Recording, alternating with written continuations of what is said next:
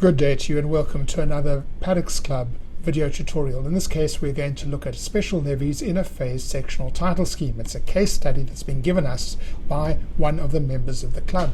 So let's give you the facts of the case.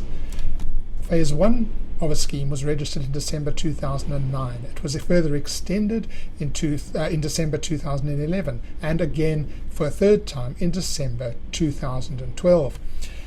There are still 345 units to be added in additional phases, so we're still in the phasing process. A special levy was raised in September 2011 because some of the levies were lost. Also, the levy budget just simply didn't cover expenses. And at that stage there was argument from some of the owners that phase 2 must also be liable for the special levies.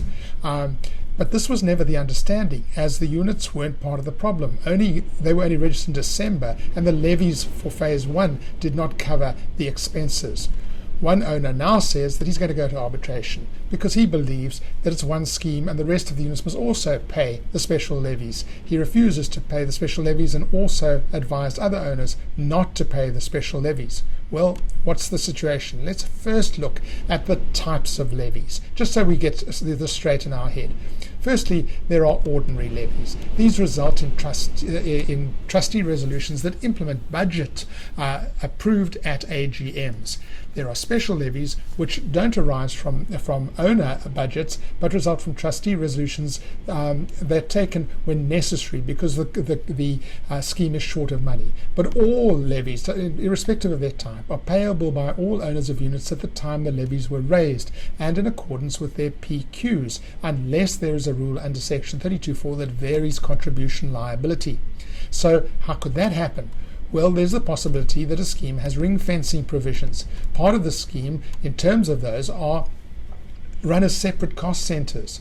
To the extent legally possible, each is financially independent from the others. They each have their own budgets, they each have their own levies, and there might be crossover things where they share for certain communal expenses, but by and large they're kept separate.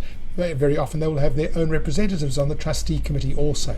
But what if there isn't any ring fencing? If you look at the governance documents, you can't find anything there. Well, the answer is that all registered owners must contribute to all types of levies per PQ, and there's no distinction between ordinary and special levies in this regard. So what are my conclusions for this particular case study? Well, the phase money that was lost was in fact scheme money. It wasn't money specific to phase 1 at all. And when the phase 2 owners, although they were not owners when the loss was incurred, they were owners when the special levy was raised, so they are liable to pay their PQ share. One can compare this to the situation where you buy into a scheme and suddenly it's shown that the scheme has, for water consumed over the last 3 years, not paid enough to the council. So the trustees raise a special levy. You have to pay a share of that even though you weren't there, even though you didn't enjoy the use of water for the period which was underpaid. I hope that this has been of use and we can discuss it further in the discussion forum.